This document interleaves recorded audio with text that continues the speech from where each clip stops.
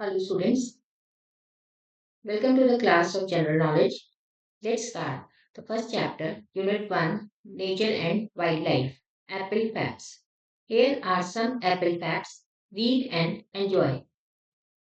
यहाँ पर एप्पल सेब के बारे में बहुत सारे फैक्ट्स दे रखे हैं, बहुत सारे तथ्य दे रखे हैं, आपको उन्हें पढ़ना है।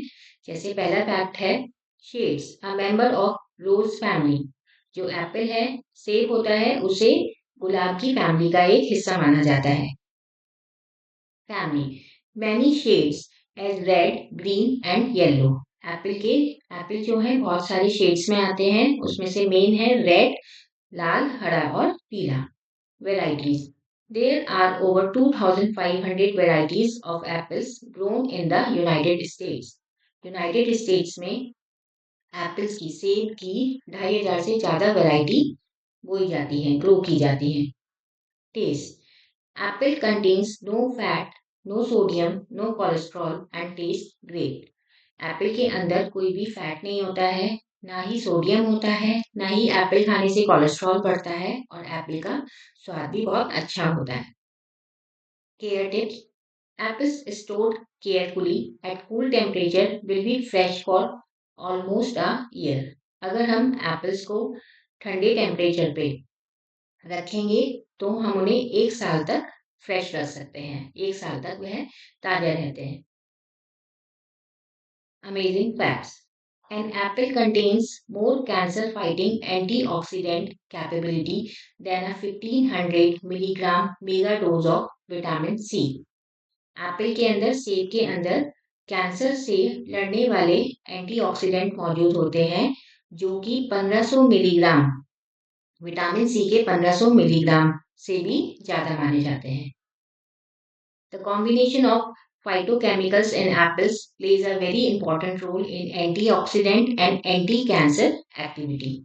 फाइटोकेमिकल्स होते हैं जो एप्पल के अंदर, वो एंटीऑक्सीडेंट और एंटी कैंसर एक्टिविटी के लिए मदद करते हैं। एंटीऑक्सीडेंट का मतलब होता है कि वो कण जो हमारे शरीर को नुकसान पहुंचाते हैं, ऑक्सीडेंट वो कण होते हैं जो हमारे शरीर को नुकसान पहुंचाते हैं। तो एप्पल खाने से हमारे शरीर में वो वाले कण कम डेवलप होते हैं, वो हमारे कण एप्पल रोकता है बढ़ने से। और एंटी कैंसर एक्टिविटी मतलब इसे खाने से कैंसर की संभावना भी बहुत कम हो जाती है। फाइटोकेमिकल्स का यहाँ पर मतलब है जो रसायन हमें पेड़ पौधों से मिलता है, उसे फाइटोकेमिकल्स कहते हैं। Third point, antioxidants phytonutrients found in apples also fight the damaging effects of bad LDL cholesterol to keep your heart as healthy. Antioxidants के अंदर फाइटोन्यूट्रिएंट्स का मतलब होता है जो न्यूट्रिएंट्स हमें पौधों से मिलते हैं, जो एप्पल में एंटीऑक्सीडेंट जो एप्पल में मिलते हैं, उससे जो कोलेस्ट्रॉल बढ़ता है और उससे हमारी बॉडी को जो डैमेज होता है उससे बचाता है। एप्पल खाने से हमारा बैड कोलेस्ट्रॉल बढ़ने से रुकता है। The complex carbohydrate in apples give your body a longer and more energy boost as compared to high sugar snacks. Apples में कार्बोहाइड्रेट मौजूद होता है जिससे कि हमारी बॉडी में ज़्यादा एनर्जी रहती है एज कंपेयर टू, अगर हम शुगर स्नैक्स की तुलना में कंपेयर करें तो हमारी बॉडी में एप्पल खाने से ज़्यादा एनर्जी रहती है। Moving on to chapter 2, national parks and wildlife sanctuaries. Given below are the descriptions about some national parks and wildlife sanctuaries constructed and maintained in India. Read them and write the names of national parks and wildlife sanctuaries. यहाँ पर कुछ wild life sanctuary और national park का नाम दिए हुए हैं। Wild life sanctuary क्या होता है? वो स्थान जहाँ पर वन्य जीव, जो जंगल में रहने वाले जीव आसानी से घूम सकते हैं, बिना किसी डर के घूम सकते हैं, उस जगह को हम कहते हैं वाइल्ड लाइफ सेंचुरी। और नेशनल पार्क मतलब राष्ट्रीय उद्यान। यहाँ पर ये जो वाइल्ड लाइफ सेंचुरी और नेशनल पार्क्स बनाए जाते हैं, गवर्नमेंट ये इसलिए बनाती है ताकि जितने भी स्पीशीज हैं, चाहे वो बर्ड्स के हों चाहे एनिमल्स के हों, वो आराम से अपने हैबिटेट में अपना जीवन गुजार सकें।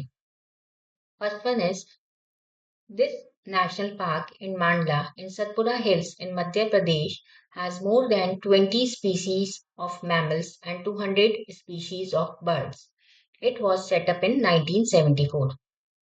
ये एक ऐसे राष्ट्रीय उद्यान की बात कर रहे हैं जो कि सतपुरा हिल्स में है और सतपुरा हिल कहाँ पर है मध्य प्रदेश में। इस राष्ट्रीय उद्यान में 20 स्पीसी 20 से ऊपर जो है स्पीशीज है मैमल्स की, मैमल्स जो कि बच्चे को जन्म लेते हैं उनकी स्पीशीज है और 200 से ज्यादा स्पीशीज है पक्षियों की। ये राष्ट्रीय उद्यान 1974 में बना था। तो इस राष्ट्रीय उद्यान का नाम है कान्हा नेशनल पार्क। आप यहाँ पर भी हिंट, यहाँ पर हेल्प जोन दे रखा है, आप यहाँ पर भी इनकी सहायता से ऊपर फिल कर सकते हैं। तो first one is Kanha national park.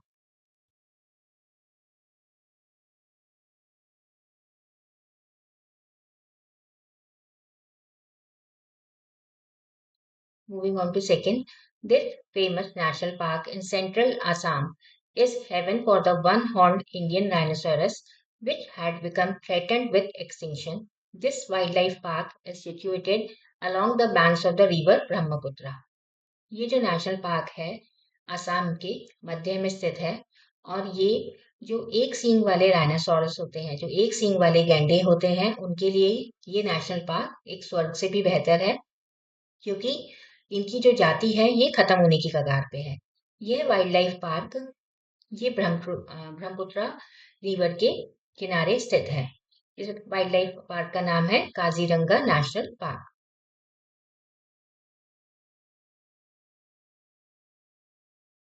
आप नीचे दिए गए हिंट में से इनकी स्पेलिंग देख सकते हैं।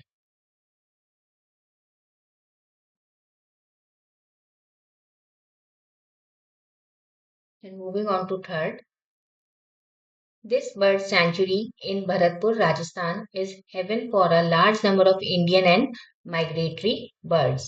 It is a winter home for over 360 species of birds. ये जो बर्ड सेंचुरी है भरतपुर में, भरतपुर कहाँ पर है राजस्थान में, ये यहाँ पर बहुत सारी इंडियन और माइग्रेटरी बर्ड्स के लिए ये जो स्थान है, ये बर्ड सेंचुरी है, ये हेवन से भी स्वर्ग जैसा है। यहाँ पर 360 स्पीशीज बर्ड्स की रहती हैं जो कि सर्दियों में अपना टाइम गुजारती हैं। इस बर्ड सेंचुरी का नाम है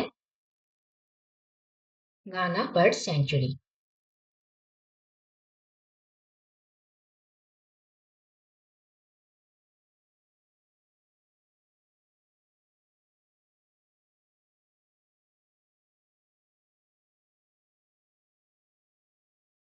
Moving on to fourth, located in Orissa, this famous wildlife sanctuary has peacocks, parakeets, mynas, flying squirrels, cheetal, sambar, and gaur. It is the same reserve where the famous Mughal crocodile scheme was started in 1979. ये जो century है, wild life sanctuary है, ये उड़ीसा में स्थित है और इस सेंचुरी के अंदर मोर, पैराकीट, मैना और गिलहरी, चीतल, सांबर और गौर जैसे जानवर और पक्षी पाए जाते हैं। ये वही रिजर्व है जो कि मगर क्रोकोडाइल स्कीम के अंदर स्टार्ट किया गया था 1979 में। इस वाइल्ड लाइफ सेंचुरी का नाम है Similipal national park.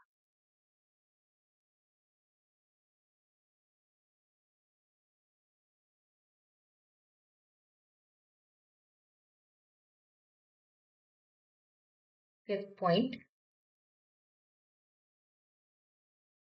located in the Himalayan foothills in Assam, this national park is contiguous with the Royal Manas National Park in Bhutan. This park is known for its rare and endangered endemic wildlife such as the Assam roof turtle, hispid hare, golden langur, and pygmy hawk. It is famous for its populations of the wild water buffalo. ये जो national park है ये असम की तलहटी में बसा हुआ है।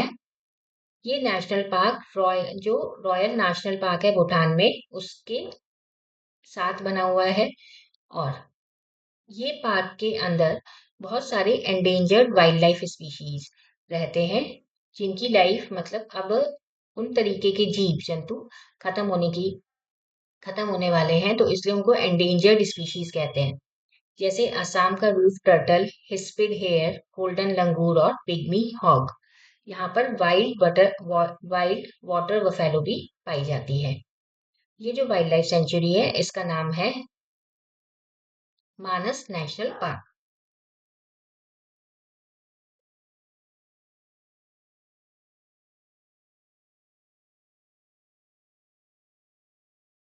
6 point. This national park is one of the largest national parks in northern India, covering an area of 392 kilometer square. It is named after the historic Ranthambore fortress, which lies within the park. It is known for its tigers and other major wild animals like leopard, nilgai, wild boar, sambar deer, hyena, sloth bear, etc. ये जो national park है, ये world northern India उत्तरी भारत का सबसे बड़ा national park है, जो कि 392 किलोमीटर स्क्वायर के एरिया में फैला हुआ है। इसका नाम रणथंभौर किले के ऊपर पड़ा हुआ था, जो कि पार्क के भीतर ही बना हुआ है। इसके अंदर बहुत सारे चीते और एनिमल्स जैसे लेपर्ड, नीलगाय, वाइल्ड बोर ये सब पाए जाते हैं। ये नेशनल पार्क का नाम है रणथंभौर नेशनल पार्क।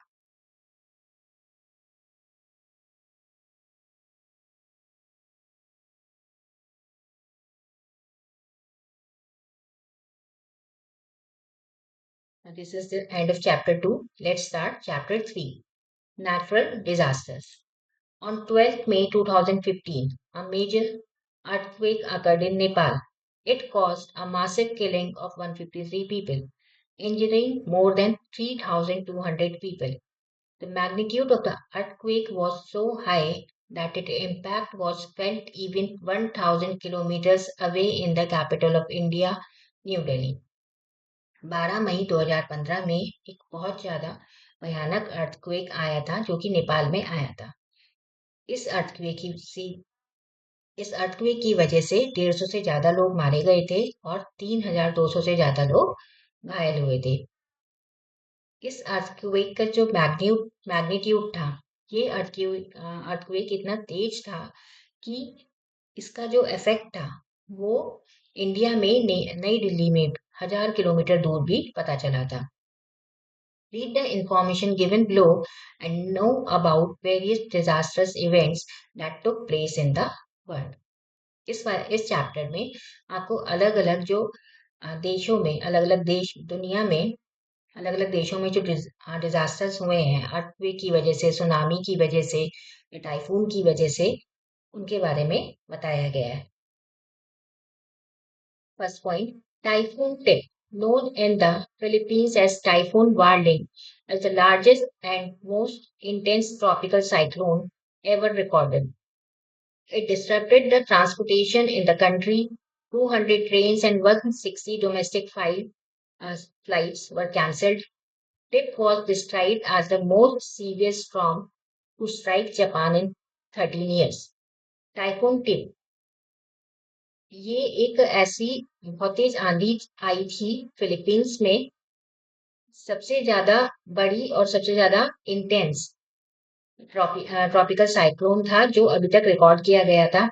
इसकी वजह से ट्रांसपोर्टेशन पूरा डिस्टर्ब हो गया था। 200 से ज्यादा ट्रेन कैंसिल की गई थी और 160 डोमेस्टिक फ्लाइट्स भी कैंसिल की गई थी। इस टाइफून टिप को डिस्क्राइब किया जाता है कि सबसे ज्यादा सीवियर आंधी आई थी जापान में, जो कि 13 साल में सबसे ज्यादा बुरी आंधी ये टाइफून टिप आई थी।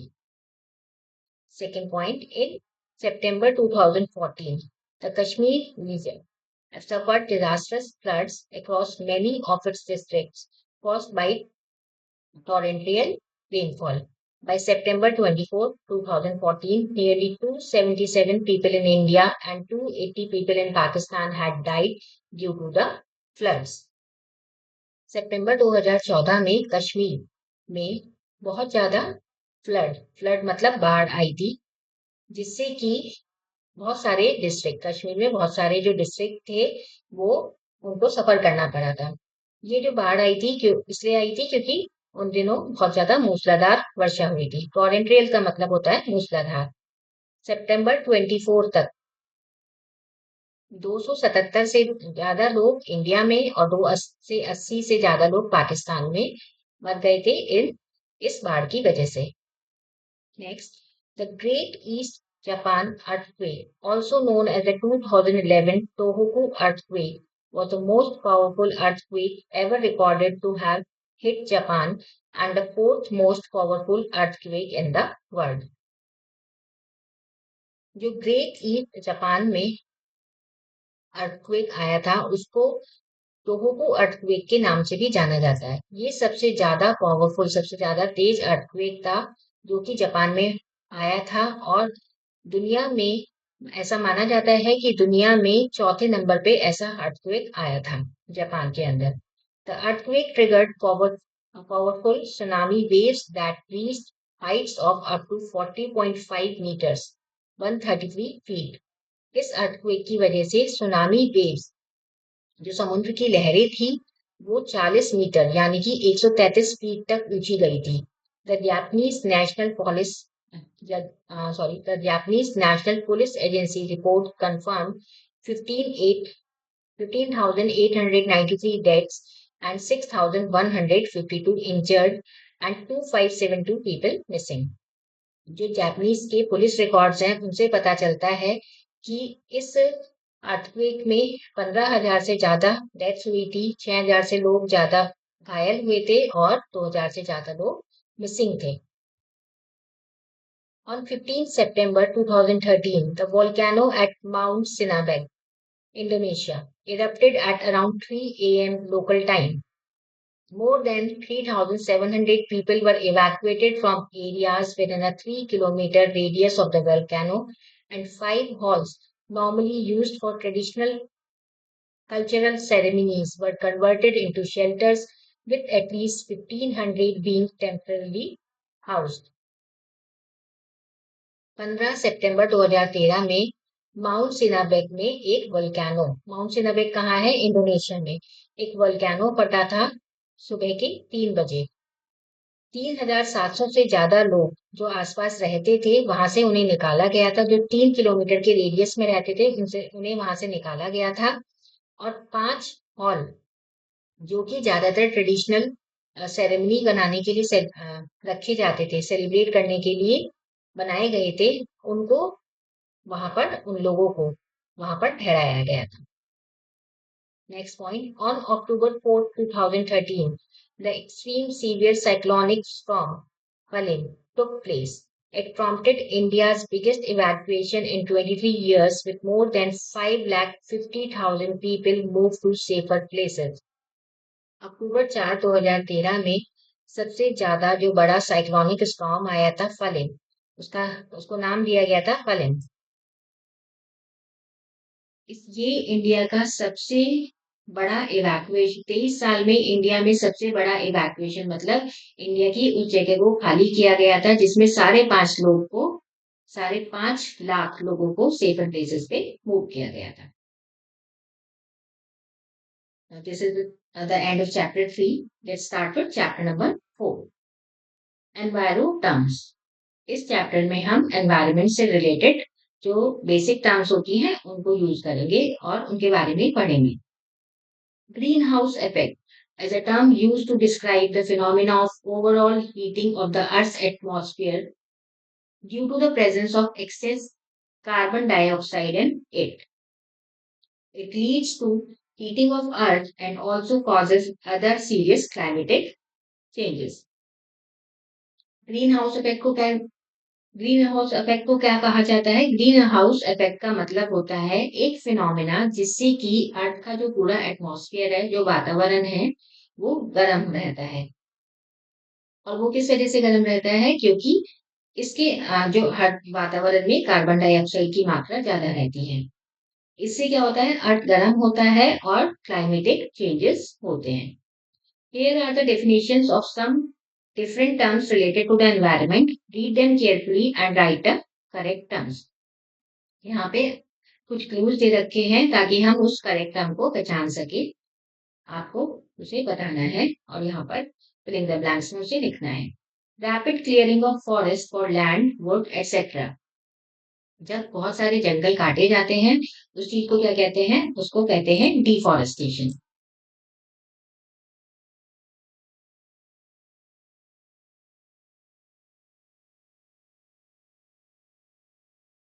Second point, a rainfall that is acidic in nature, polluted by oxides of sulfur and nitrogen from the industrial burning of fuels. बारिश क्योंकि नेचर में एसिडिक होती है और वो किस वजह से हो जाती है एसिडिक? क्योंकि जो इंडस्ट्री से फ्यूम्स निकलते हैं, जो वहां पर फ्यूल्स चलते हैं, उसकी वजह से जो स्मोक निकलती है उससे ऑक्साइड्स निकलते हैं सल्फर और नाइट्रोजन के, जिससे कि जो रेनफॉल है वो एसिडिक हो जाती है। तो इसका आंसर होगा एसिड रेन।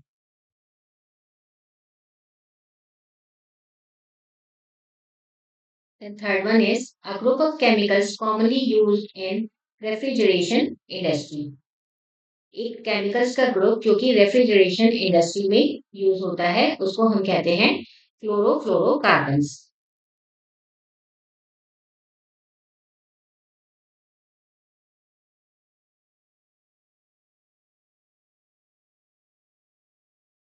इन केमिकल्स का यूज ज्यादातर जो एयर कंडीशनिंग सिस्टम या रेफ्रिजरेशन जो चीजों को ठंडा रखने के लिए मशीन्स बनती हैं उनमें यूज किया जाता है। The fourth one is the loss of water soluble plant nutrients from the soil due to rain and irrigation। Plant की जो न्यूट्रिएंट्स हैं जब उनका लॉस हो जाता है, मतलब जब वो खत्म हो जाते हैं, किस वजह से? मिट्टी की वजह से, या फिर ज्यादा बारिश की वजह से, या फिर इरिगेशन की वजह से, या ज्यादा उन्हें पानी। इरिगेशन का मतलब जब हम पौधों को पानी देते हैं उसको कहते हैं इरिगेशन। जब फसल को पानी दिया जाता है उसे इरिगेशन कहते हैं। जब ज्यादा इरिगेशन की वजह से या बारिश या सॉइल की वजह से जब प्लांट न्यूट्रिएंट्स खत्म हो जाते हैं तो उसको कहते हैं लीचिंग।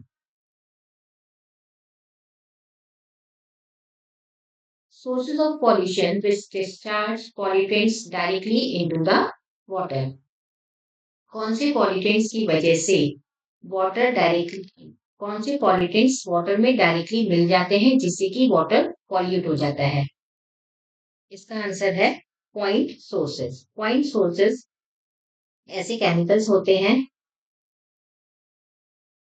जिसकी वजह से पॉल्यूटेंट्स जो कि पॉल्यूटेंट्स डायरेक्टली वाटर में मिल जाते हैं। 6. The process of one organism eating another and in turn getting eaten by yet another organism। एक प्रोसेस जिसमें एक ऑर्गेनिज्म दूसरे को खाता है और दूसरा ऑर्गेनिज्म फिर उसको खाता है, तो इस पूरे प्रोसेस को क्या कहते हैं? Food chain.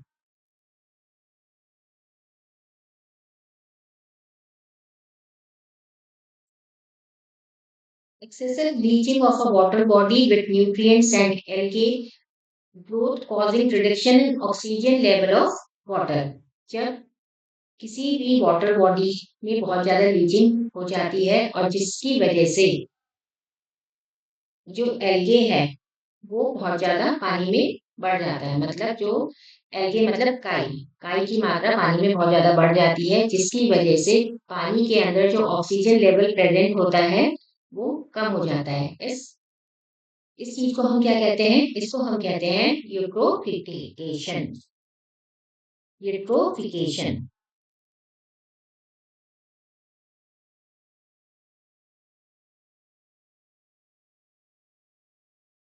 And eight, a plant in its early days or a young slender tree। जब हम एक पौधा बिल्कुल जब हम बीज बोते हैं उसमें से एक बहुत छोटा सा पौधा निकलता है, उस पौधे को हम क्या कहते हैं? Sapling.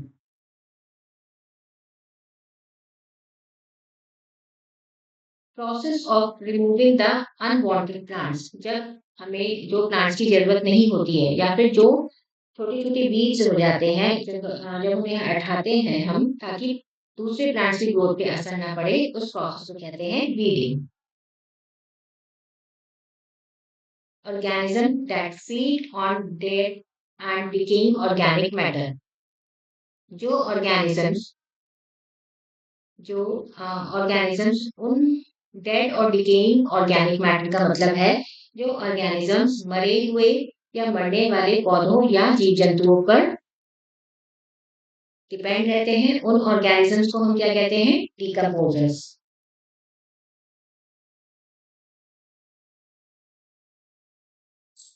This is the end of chapter number 4. Let's start with chapter number 5. Plants trivia. Given below are the interesting clues about some common trees and plants of the green world. Read them and circle the names of the plants. यहाँ पर हमें कुछ phrases दे रखे हैं, कुछ sentences दे रखे हैं और हमें बताना है, प्लांट्स का नाम पहचानना है कि ये किस चीज से बनते हैं। जैसे फर्स्ट वन है sugar is obtain from the stem of this plant. चीनी हमें किस प्लांट के स्टेम से मिलती है, किस प्लांट के तने से मिलती है? जिंजर या शुगर केन। तो जिंजर किसे कहते हैं? अदरक। और शुगर केन मतलब गन्ना। तो चीनी हमें शुगर केन से मिलती है। Then second, fibers of this plant are used to make linen cloths. जो इस प्लांट के फाइबर होते हैं उससे लिनन के क्लॉथ्स बनते हैं। तो जूट या फ्लैक्स? फ्लैक्स, इसको हम फ्लैक्स कहते हैं। The third is they are the oldest living trees on the earth. They are found in North America. सबसे पृथ्वी पर सबसे पुराने पेड़ हैं और ये नॉर्थ अमेरिका में पाए जाते हैं। ब्रिसलकोन पाइन या ओक। ब्रिसलकोन पाइन नामक ट्री है जो नॉर्थ अमेरिका में सबसे पुराने ट्रीज हैं।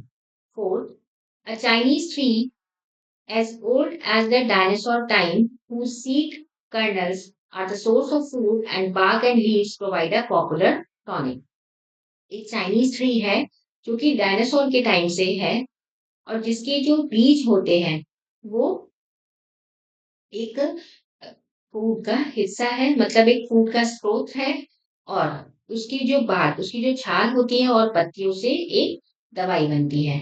तो वह कौन सा ट्री है? Ginkgo. This is the ginkgo tree.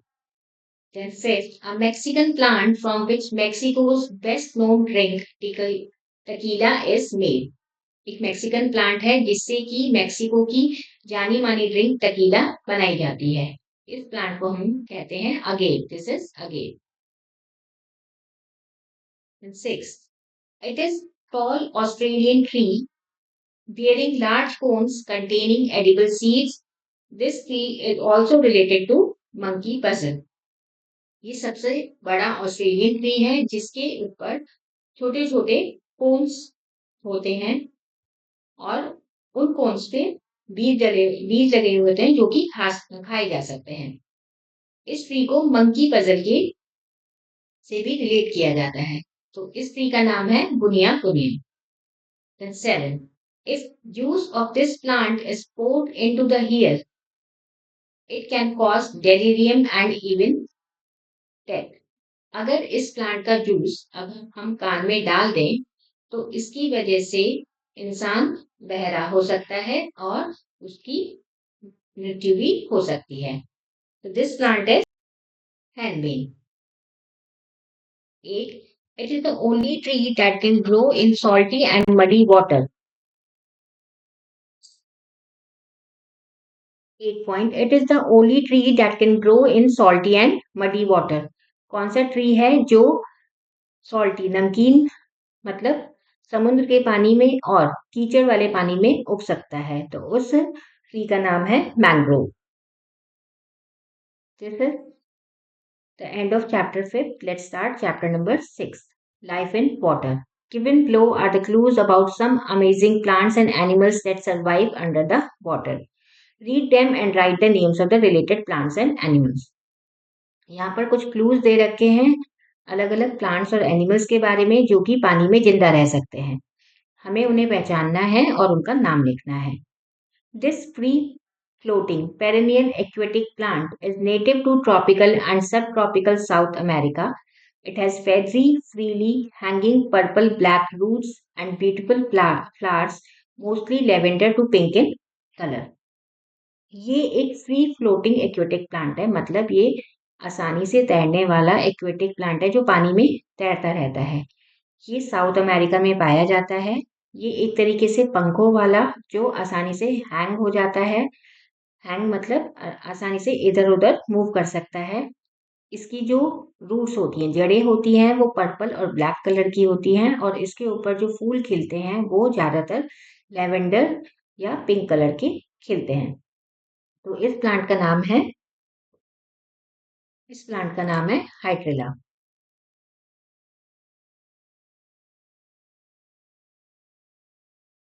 Then second, it is the flowering aquatic plant also known as water lentil. It is an important high protein food for waterfowl and it is also eaten by humans in some parts of Southeast Asia. ये एक aquatic plant है जिसके ऊपर फूल खिलते हैं। इसको हम water lentil भी कहते हैं, मतलब पानी में उगने वाली दाल भी कहते हैं। इसके अंदर बहुत ज़्यादा प्रोटीन पाया जाता है और इसको ह्यूमंस भी खाते हैं साउथ ईस्ट एशिया में जो लोग रहते हैं। इस प्लांट का नाम है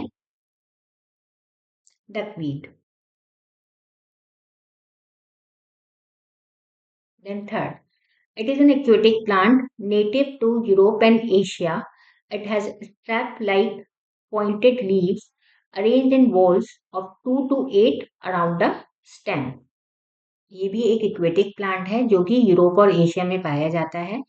इसके अंदर पॉइंटेड लीव्स होती हैं। इसकी जो लीव्स होती हैं वो नुकीली होती हैं और जो एक 2 या 8 पत्तियों में ये 2 या 8 पत्तियों से 2 या 8 पेटल से ये बना हुआ होता है स्टेम के ऊपर। इस पौधे का नाम है वाटर लेट्यूस। ये एक तरीके से पत्ता गोभी का शेप का होता है। Then fourth, it is a flowering plant with roots fixed in the soil. It has circular floating leaves, dark green on the upper surface and reddish below, and flowers have brilliantly white petals with bright yellow stamens. ये एक flowering plant है जिसके जो roots हैं, जड़ जो है वो मिट्टी में फिक्स होती हैं। इसकी जो लीव्स होती हैं वो सर्कुलर शेप मतलब गोलाई में होती हैं और डार्क ग्रीन कलर की होती हैं ऊपर से और लाल रंग की होती हैं नीचे से। और जो फ्लावर्स हैं उसकी जो पत्तियां होती हैं वो बहुत सुंदर सफेद कलर की पेटल्स होती हैं जिसके अंदर और जो बीच का हिस्सा है वो येलो कलर का होता है। तो ये जो प्लांट है इसका नाम है white water lily. Then fifth one is this aquatic plant floats on the surface of water with its roots hanging submerged beneath the floating leaves. It is among the world's most productive freshwater aquatic plant, has medicinal properties and can be used as fodder for cattle and pigs. ये जो aquatic plant है ये पानी की सतह पर तैरता रहता है और इसकी जो रूट्स हैं वो जो उसकी पत्तियां हैं उसके नीचे होती हैं। ये सबसे दुनिया का सबसे ज़्यादा productive fresh water aquatic plant है जिस जिससे कि दवाइयाँ भी बनती हैं और कैटल और पिग्स के लिए ये फॉडर का काम भी करती हैं। तो इस एक्वेटिक प्लांट को हम कहते हैं water हाइसिनेथ।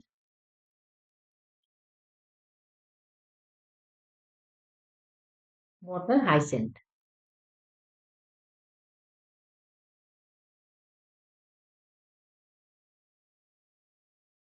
And the last point is this aquatic plant is native to the Amazon River in South America, but it can now be found on every continent except Antarctica.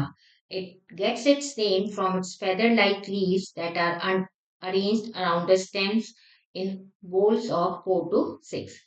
ये जो aquatic plant है ये south America में Amazon river में पाया जाता है पर अब ये हर जगह पाया जाने लगा हर एक कॉन्टिनेंट में पाया जाने लगा एक्सेप्ट एंटार्क्टिका।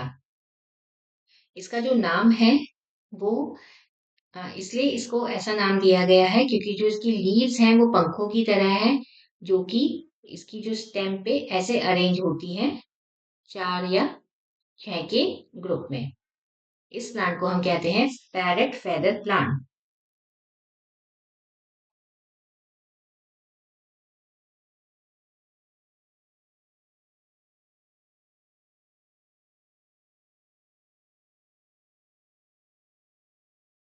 चैप्टर 6 का ही ये प्लांट्स का पार्ट था। अब हम मूव ऑन करते हैं एनिमल्स पार्ट पे। It is a water dwelling predatory animal found in coastal or shallow waters and deep oceans. It is found in many shapes, sizes, and colors and has a columnar body with a single body opening, the mouth which is surrounded by tentacles. ये एक predatory animal है, मतलब जो शिकार करता है। वो animal है जो कि गहरे समुद्र या गहरे पानी में पाया जाता है। ये अलग अलग शेप, साइज और कलर का पाया जाता है। इसकी जो बॉडी है वो टेंटिकल्स टेंटिकल्स मतलब जाल जैसी होती है। इस एनिमल का नाम है, हम यहाँ से भी ले सकते हैं, सी एनेमोन। इस एनिमल का नाम है सी एनेमोन, SEAANEMONE.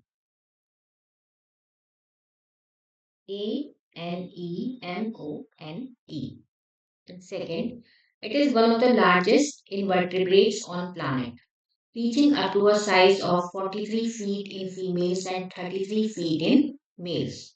Its 8 long tentacles have 4 rows of strong suction cups with hooks which facilitate the catching of prey. ये सबसे बड़ा इनवर्टिब्रेट प्लानिट पर है। इनवर्टिब्रेट कौन से होते हैं? इनवर्टिब्रेट वो होते हैं जिनकी रीढ़ की हड्डी नहीं होती। इसकी जो हाइट है वो फीमेल्स की 43 फीट और 33 फीट मेल्स में हो जाती है। इसके 8 लॉन्ग टेंटिकल्स हैं, मतलब 8 जो इसके पैर हैं वो एक जाल की तरह हैं, जिसके अंदर सक्शन कप्स हैं। चार चार रोज हैं सक्शन कप्स की। जो सक्शन कप्स होते हैं वो क्या होते हैं? वो अंदर से खाली होते हैं, वैक्यूम होते हैं, जो कि इसे आगे बढ़ने में मदद करते हैं। वो सक्शन कप्स कहीं भी चिपक जाते हैं या जब इसे कभी शिकार करना होता है किसी भी की एनिमल की बॉडी पर चिपक कर ये उसे अपनी तरफ खींच लेता है। इस एनिमल का नाम है giant squid.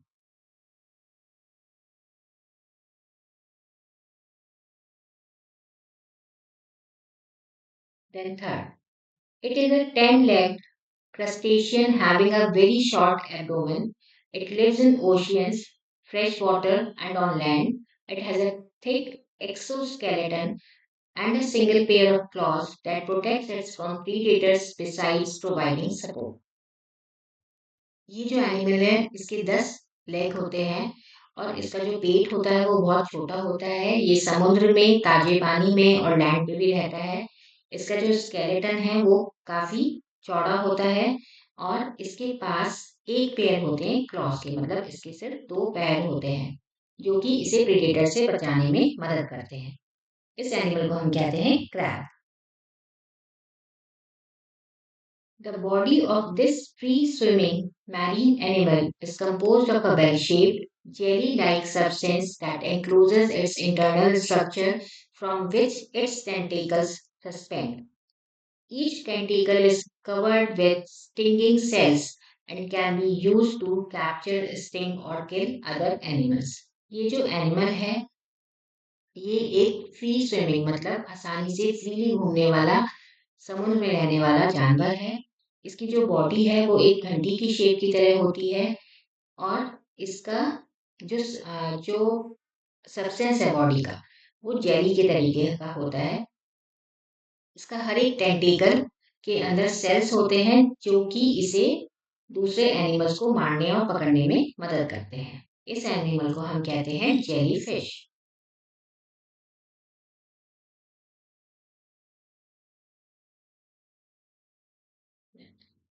It is a small marine fish having eyes on the sides of its head and can move each of them independently. It has long snout which it uses to suck up food. It is the only species on the earth in which the male bears the unborn young. ये एक तरीके की समुद्र में रहने वाली fish है जिसके सर पर आंखें हैं और जिसके सर पर दोनों तरफ आंखें हैं और ये दोनों आंखों को अलग अलग तरीके से घुमा सकता है। इसकी एक बड़ी सी स्नाउट मतलब ये खाने वाला जो हिस्सा है, बड़ा सा इसकी चोंच होती है, जो कि आसानी से इसको खाना निगलने में मदद करती है। ये एक ऐसा स्पीशीज है, अर्थ में केवल अकेला ही ऐसा स्पीशीज है जिसमें जो मेल है वो छोटे बच्चे को, जो मेल है वो यंग वंस को जन्म देता है। तो इसको हम कहते हैं सी हॉर्स।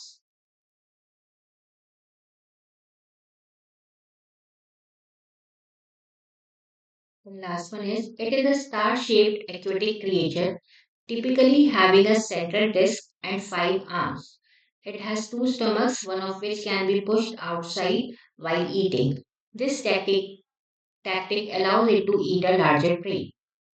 ये एक स्टार की शेप की होती है, जिसके एक बीच का हिस्सा होता है और 5 आर्म्स होते हैं। इसके 2 स्टमक होते हैं और एक स्टमक को ये आगे शिफ्ट कर सकती है, पुश कर सकती है अगर इसे किसी बड़ी चीज का शिकार करना हो। इसको हम कहते हैं star fish. This is the end of the 6th chapter. Let's move on to chapter number 7. Hibernating animals.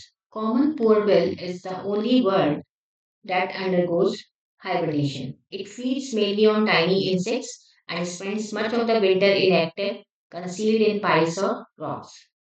Common poorwill एक ऐसी बर्ड का नाम है, ऐसी चिड़िया का नाम है जो कि हाइबरनेशन में जाती है। ये ज्यादातर छोटे मोटे कीड़े मकोड़ों पर रहती है और ज्यादातर जो सर्दियों में इनएक्टिव रहती है। ये पाइल्स या रॉक्स में रहती है। सर्दियों में ये कोई भी खाना इकट्ठा नहीं करती। Its metabolic rate drops so much that it can survive weeks for months without eating. इसका जो मेटाबॉलिक रेट है, जो पाचन शक्ति है, वो इतनी ज़्यादा गिर जाती है कि वो सप्ताह और महीने भूखी रह सकती है। The body temperature also drops as low as 40 degrees Fahrenheit और उसका जो बॉडी टेम्परेचर है वो 40 डिग्री से भी कम हो सकता है। Given below are the descriptions of some more hibernating animals. Read them and write the names of the animals. यहाँ पर कुछ और hibernating animals के नाम दे रखे हैं, आपको उन्हें पढ़ना है और उनके बारे में लिखना है। This animal is not so fortunate that it would wake up in the middle of its winter sleep, eat, and go back to sleep. It has to build up a fat reserve during autumn by feeding on berries. Its body temperature falls by 5% and weight is cut down by half during hibernation. ये जो animal है, ये इतना fortunate नहीं है कि अगर सर्दियों में ये एक बार सो जाए, सोकर जाग जाए तो ये दोबारा सो जाए। तो इसलिए अपनी बॉडी में इसे फैट रिजर्व करना पड़ता है। ऑटम के समय पे ये बेरीज इतनी ज़्यादा बेरीज को फीड करता है, इतनी ज़्यादा बेरीज खाता है जिससे कि इसकी बॉडी में फैट इकट्ठा हो जाता है। इसका टेम्परेचर भी 5%, इसका बॉडी टेम्परेचर भी 5% तक गिर जाता है। जब ये हाइबरनेशन में जाता है तो इसका बॉडी टेम्परेचर 5% तक गिर जाता है और इसका वेट भी आधा रह जाता है। इस एनिमल का नाम है grizzly bear.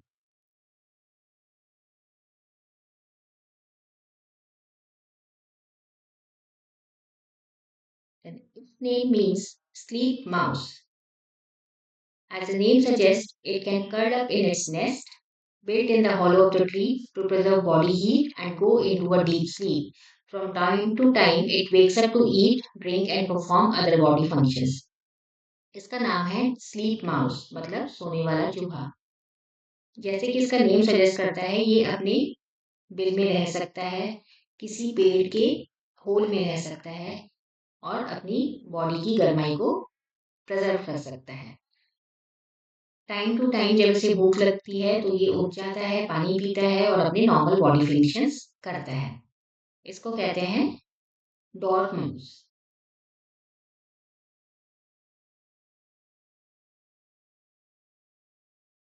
Third, large flocks of this mammal hibernate during winters. The mammal hangs upside down and pulls its wings and tails close to its body to keep warm. Its temperature drops so much that each seems to be dead. It hibernates from October to April, waking up once a month. इस mammal के बहुत बड़े बड़े groups सर्दियों में hibernate करते हैं। ये जो मैमल है ये उल्टा लटक जाता है और अपने जो पंख है, अपने बॉडी, पंख और जो उसकी पूंछ होती है अपनी बॉडी को उससे कवर कर लेता है, जिससे कि उसे उसकी बॉडी गर्म रह सके। इसका टेम्परेचर इतना गिर जाता है कि लगता है कि ये, आप अगर दूर से इसे देखेंगे तो आपको लगेगा कि ये मर गया है। ये जो इसका हाइबरनेटिंग सीजन है वो है अक्टूबर टू अप्रैल, और जिसमें ये 1 महीने में एक बार होता है। This is bat. The fourth point is before hibernating, this rodent digs and goes underground to build a nesting place. It also stores seeds and nuts in the tunnel. After pushing the soil out, it often loosely plugs up the entrance. It sleeps through most of the winter but occasionally wakes up on the warm winter days when it can store some energy by eating some food. Hibernation से पहले ये जो rodent है ये underground मतलब जमीन को खोदता है और एक अपना नेस्ट बना लेता है। ये उसमें अपने बीज, नट्स ये सब जमा करता है। सॉइल को निकालने के बाद, मिट्टी को खोदने के बाद ये अपनी एंट्रेंस वहां से बंद कर देता है। ज्यादातर सर्दियां ये वहीं पर गुजारता है, और जब थोड़े से गर्म दिन होते हैं विंटर में, ये बाहर निकलता है और अपनी एनर्जी रिस्टोर करता है। इस एनिमल को हम कहते हैं chipmunk. Then fifth, when this animal hibernates during winters, its body temperature falls from 40 degree centigrade to 37 degree centigrade, and body weight falls by 40%. It wakes up every 10 to 15 days and have a snack to keep its body process going. जब ये animal hibernate करता है सर्दियों में, तो उसका जो body temperature है वो 40 से 37 डिग्री तक गिर जाता है, और उसका वेट भी 40% गिर जाता है। ये हमेशा 10 से 15 दिन में उठता है और कुछ खाता पीता है, जिससे कि उसका बॉडी प्रोसेस चलता रहे। इस एनिमल को हम कहते हैं स्क्वायरल।